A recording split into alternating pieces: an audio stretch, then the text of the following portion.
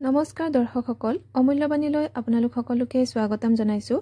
আজি আপোনালোকলৈ এটা বিশেষ ভিডিঅ' আগবঢ়াইছোঁ। ভিডিঅ'টো হৈছে 2024 চনত টকা পইচা উপাৰ্জন কৰিবৰ বাবে বিশেষ এটা গোপন পদ্ধতি।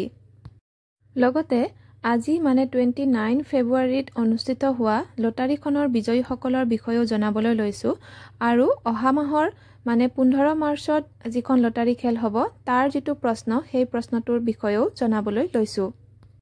প্ৰথমে জানক আজি 29 ফেব্ৰুৱাৰীত অনুষ্ঠিত হোৱা লটাৰীখনৰ বিজয়ীসকল হৈছে মিষ্টাৰ ধ্ৰুৱজ্যোতি শৰ্মা, তেখেত প্ৰথম বিজয়ী আৰু তেখেতৰ ঘৰ হৈছে গুৱাহাটীত।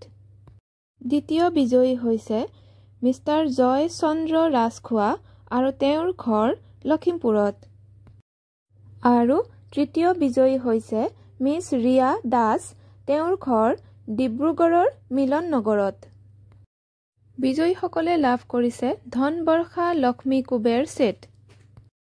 এতিয়া জনাবলৈ লৈছোঁ 15 মাৰ্চত অনুষ্ঠিত হ'বলগীয়া লটাৰীখনৰ প্ৰশ্নটো হৈছে সকলো পৰীক্ষাত বিজয়ী হ'ব পৰা আৰু যিকোনো কামতেই সফল বিজয়ী হ'ব পৰা মা দুৰ্গাৰ বিশেষ মন্ত্ৰটো কি? মন্ত্ৰটোক অম্বিকা মন্ত্ৰ বুলিও কোৱা হয়। আপোনালোকে ভিডিঅ'ৰ লিষ্টত চাই উত্তৰটো জানি হোৱাটছআপ নম্বৰত কৈ দিব বা লিখি দিব। এতিয়া জনাবলৈ লৈছোঁ 2024 চনত টকা পইচা উপাৰ্জন কৰিব পৰা বা টকা পইচা হাতলৈ অনাৰ এটা বিশেষ পদ্ধতি বা উপায়। এই উপায়টো কিন্তু বিশেষ শক্তিশালী উপায় আৰু আপোনালোকে যদি কৰে নিশ্চয় সফলতা লাভ কৰিব।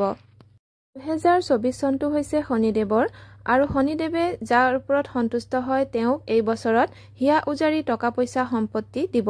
সেয়েহে আপুনিও শনিদেৱক সন্তুষ্ট কৰিবৰ বাবে এই বিশেষ সৰু উপায়টো কৰিবলৈ আৰম্ভ কৰক। উপায়টো হৈছে আপোনালোকে ৰাতিপুৱা শুই উঠাৰ লগে লগে বিচনাত বহিব আৰু বিচনাত বহি এই বিশেষ মন্ত্ৰটো গাব এবাৰ। মন্ত্ৰটো হৈছে কুনস্থ পিংগলু প্ৰভু কৃষ্ণু ৰৌদ্ৰুন্তকু য়ম চৌৰি চনেশ্বৰো মন্দহ পিপ্পলাদেন সংস্তুতঃ। মন্ত্ৰটো গোৱাৰ পিছত আপুনি আপোনাৰ নাকৰ বিন্ধা চেক কৰিব, মানে পৰীক্ষা কৰিব কোনটো নাকৰ বিন্ধাৰে আপুনি ভালদৰে উশাহ নিশাহ ল'ব পাৰিছে। যিটো নাকৰ বিন্ধাৰে আপুনি ভালদৰে উশাহ নিশাহ ল'ব পাৰিছে সেই দিশৰ ভৰিটো প্ৰথমে বিচনাৰ পৰা মাটিত ৰাখিব। আৰু যদি নাকৰ দুয়োটা বিন্ধাৰে আপুনি ভালদৰে উশাহ ল'ব পাৰিছে তেনেহ'লে যিটো বিন্ধাৰে বেছি ভালকৈ উশাহ নিশাহ ল'ব পাৰিছে সেই দিশৰ ভৰিটো আপুনি মাটিত ৰাখিব আৰু 3 বাৰ হাতেৰে প্ৰণাম কৰিব। মাটি বা ফ্ল'ৰখন হাতেৰে চুই তাৰ পিছত আপুনি দিনটোৰ যিকোনো ভাল কাম আৰম্ভ কৰোঁতে ঘৰৰ পৰা বাহিৰলৈ যাওঁতে সেই দিশৰ ভৰিটোৱেই আগবঢ়াব যিটো ভৰিৰে আপুনি বিচনাখনৰ পৰা নামিছিল। আপোনাৰ অফিচত প্ৰৱেশ কৰোঁতেও সেইটো ভৰিৰেই প্ৰথমে আগবাঢ়িব। যিকোনো কাম কৰোঁতে দিনটোত সেই ভৰিটোৰেই প্ৰথমে খোজ পেলাব বা আগবাঢ়িব।